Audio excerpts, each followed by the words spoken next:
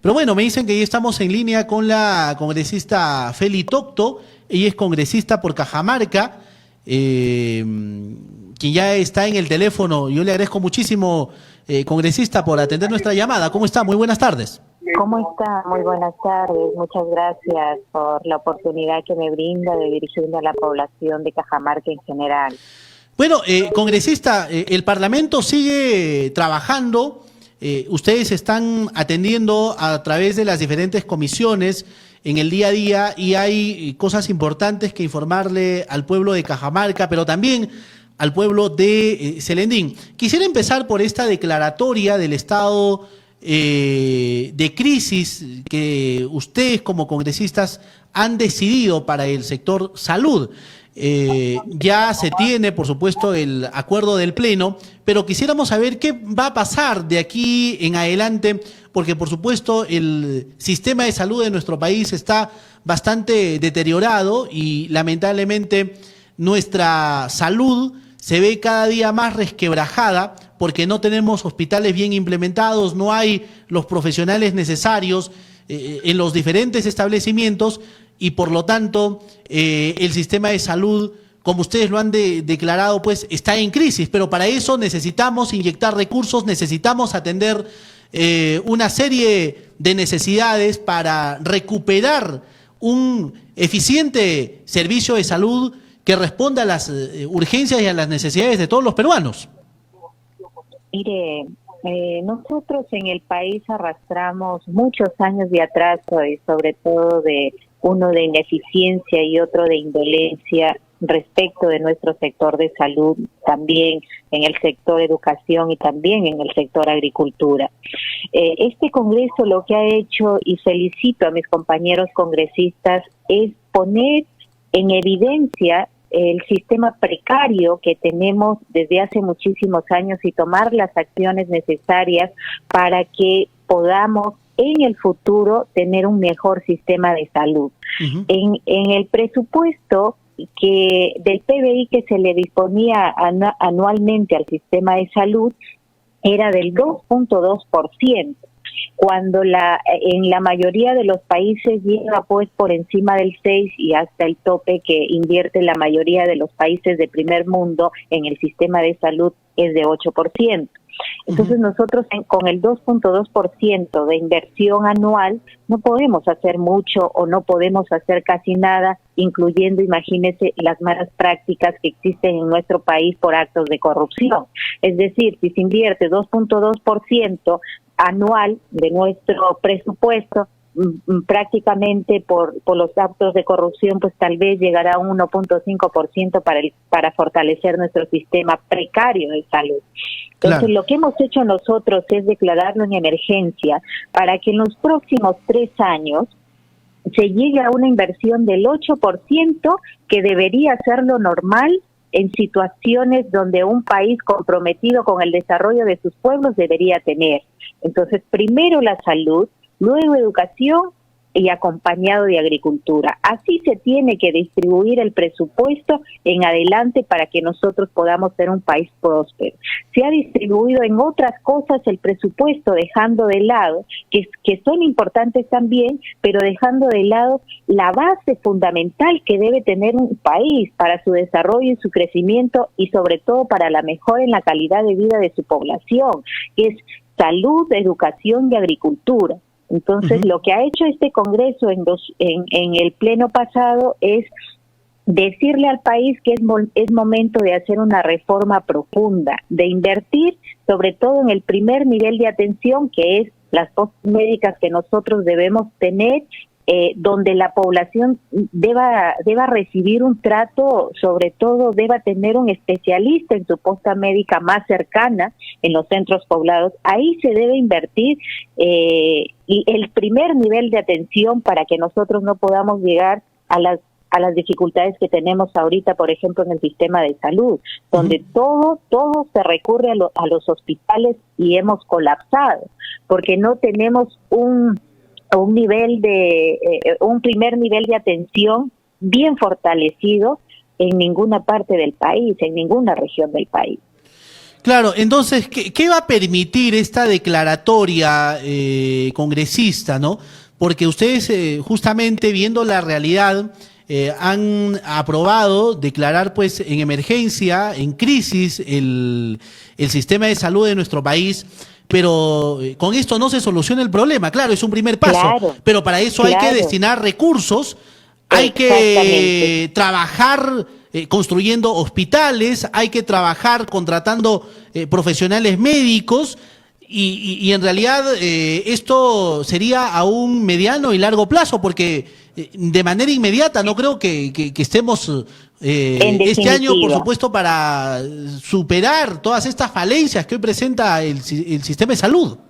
El sistema de salud tiene un atraso de muchísimos años. Ujú. Lo que hemos hecho nosotros es poner el inicio de la reforma en el sistema de salud. Si nosotros inyectamos mayor presupuesto al sector salud, vamos a tener más postas médicas, más hospitales, vamos a tener más personal, por lo tanto vamos a fortalecer nuestro sistema de salud. Si nosotros no invertimos en salud, por lo tanto vamos a seguir estando en las mismas condiciones desde hace muchísimos años. Entonces, esta declaratoria de emergencia, su principal fundamento y su base principal es que se aumente el presupuesto en los próximos 3 años hasta llegar al presupuesto que le debería corresponder para fortalecer su sistema de salud, que es el 8%.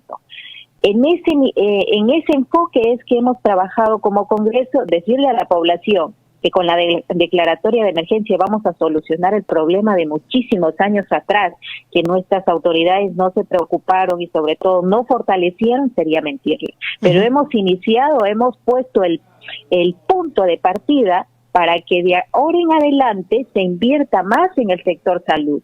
Claro, que es como reitero el punto de partida.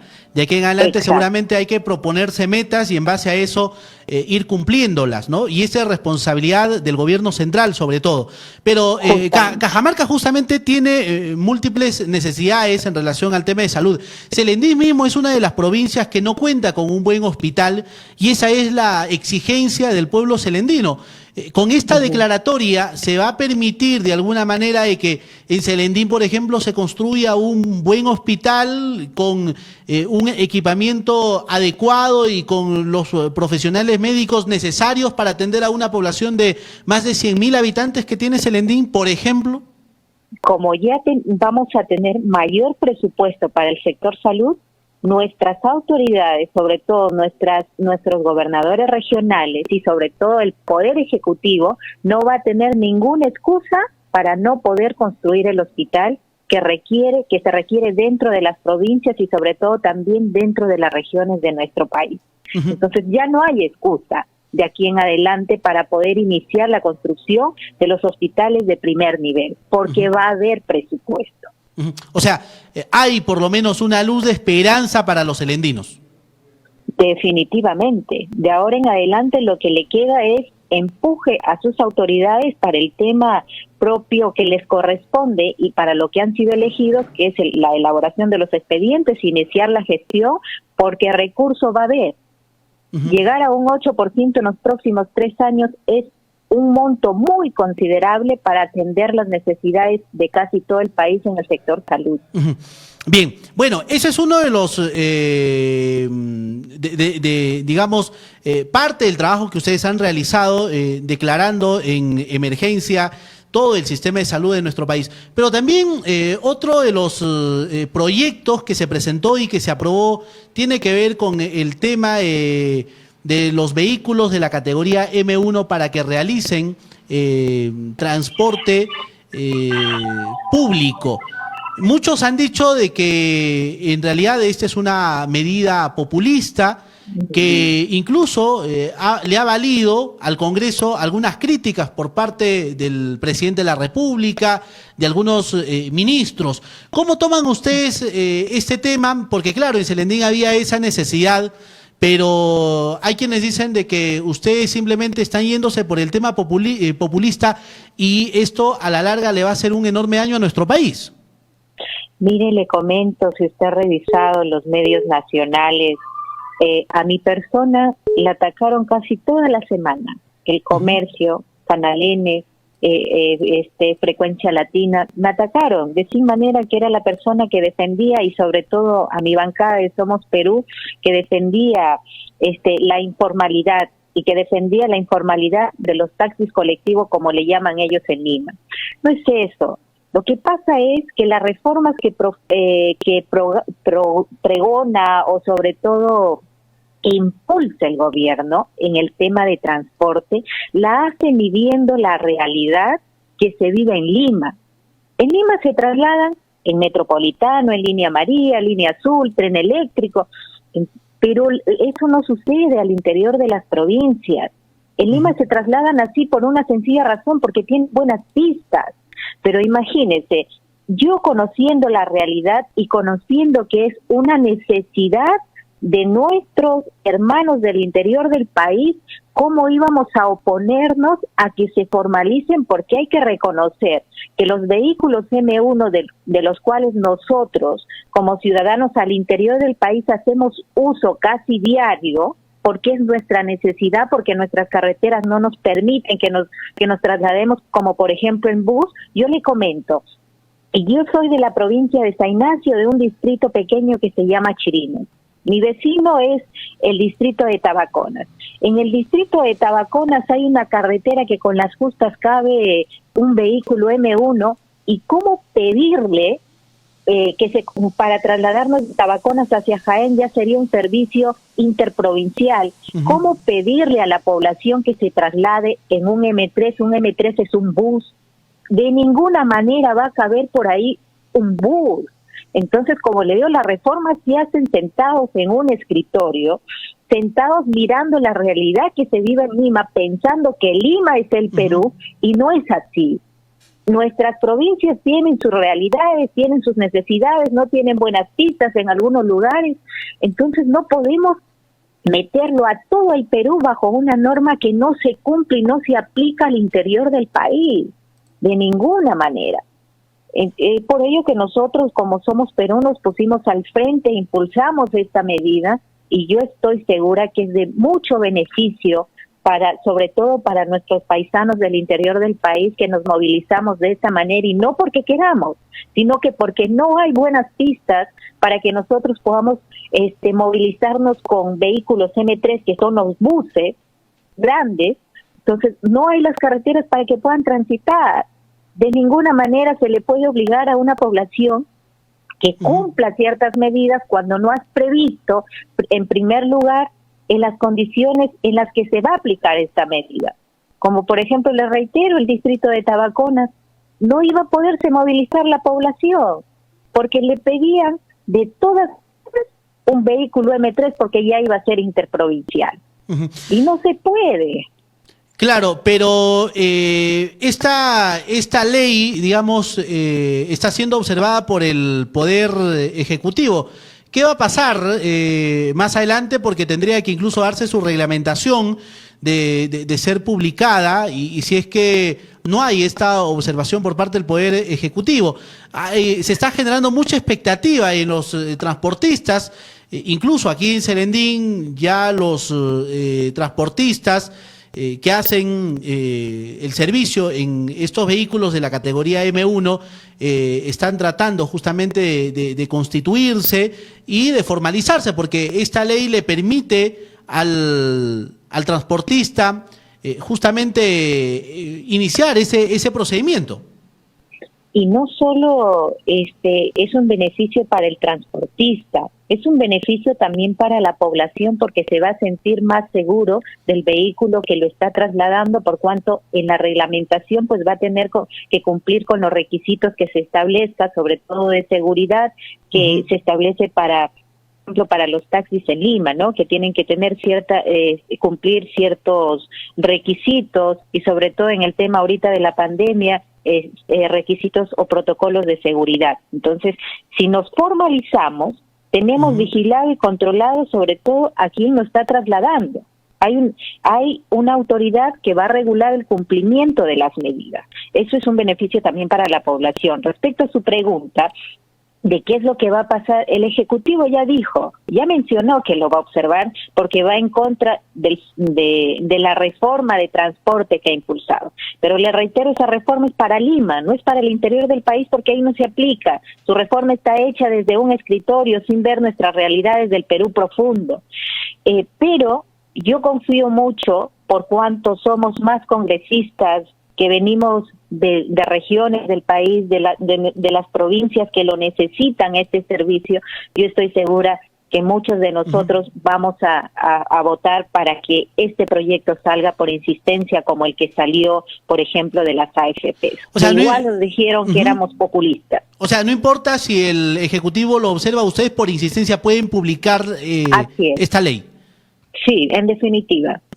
Bien, congresista, otro tema que quisiera consultarle es sobre esa propuesta que usted ha planteado como proyecto de ley para ser más severos con el tema de las penas para todas aquellas autoridades que hacen un uso indebido o un mal uso de los recursos que se están dando por el tema sobre todo de las emergencias. Claro, tenemos un Código Procesal Penal que tiene un capítulo completo en donde se habla sobre los delitos de corrupción de funcionarios, pero usted considera de que hay que ser más severos, que la justicia de nuestro país debe ser más drástica para imponerle penas a todas aquellas personas que se confirma de que le han robado, por ejemplo, al pueblo peruano o han hecho un mal uso de los recursos públicos.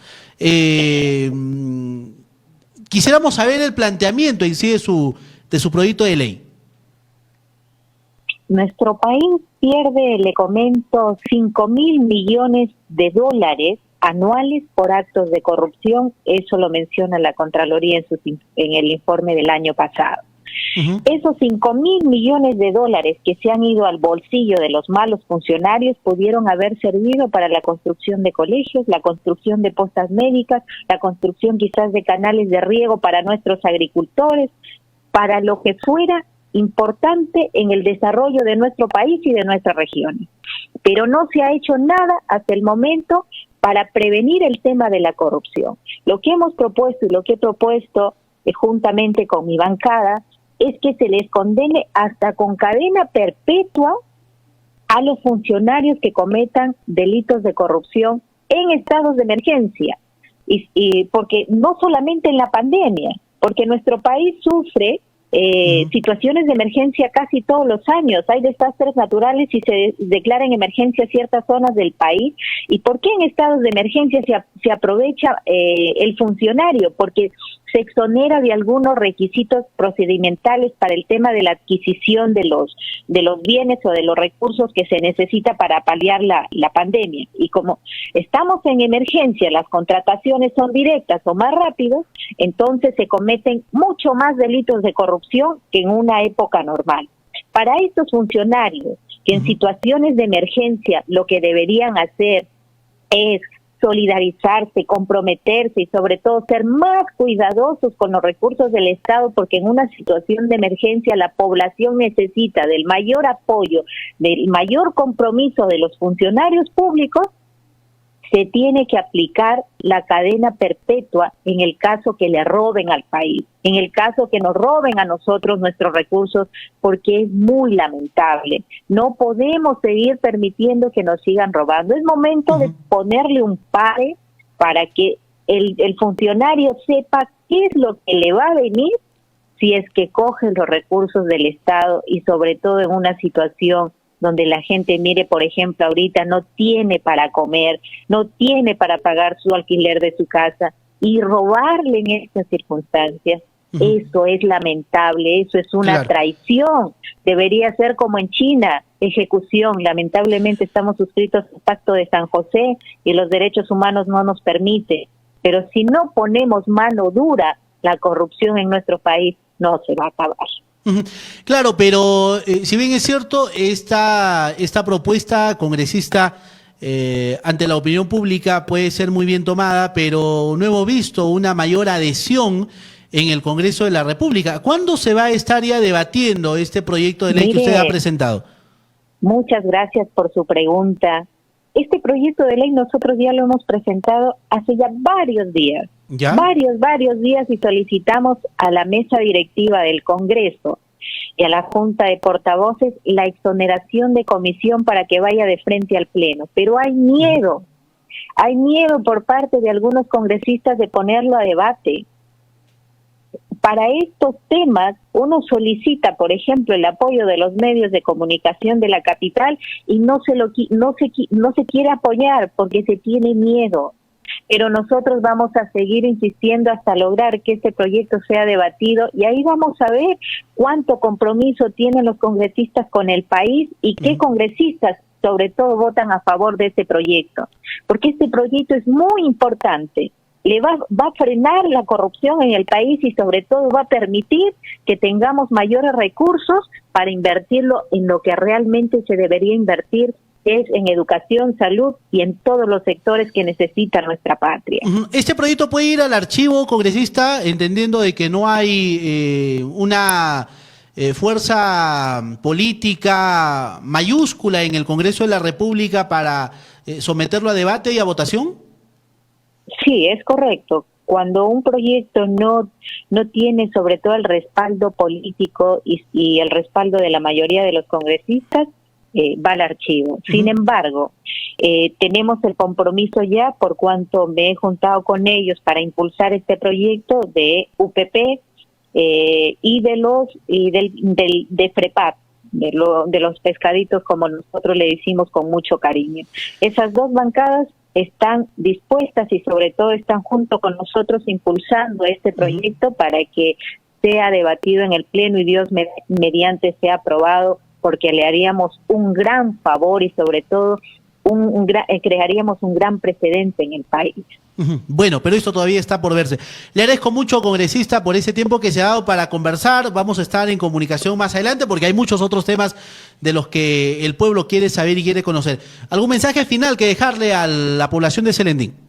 Agradecerle mucho por la entrevista. Justamente ahorita estamos en la Comisión de Fiscalización a la cual yo pertenezco.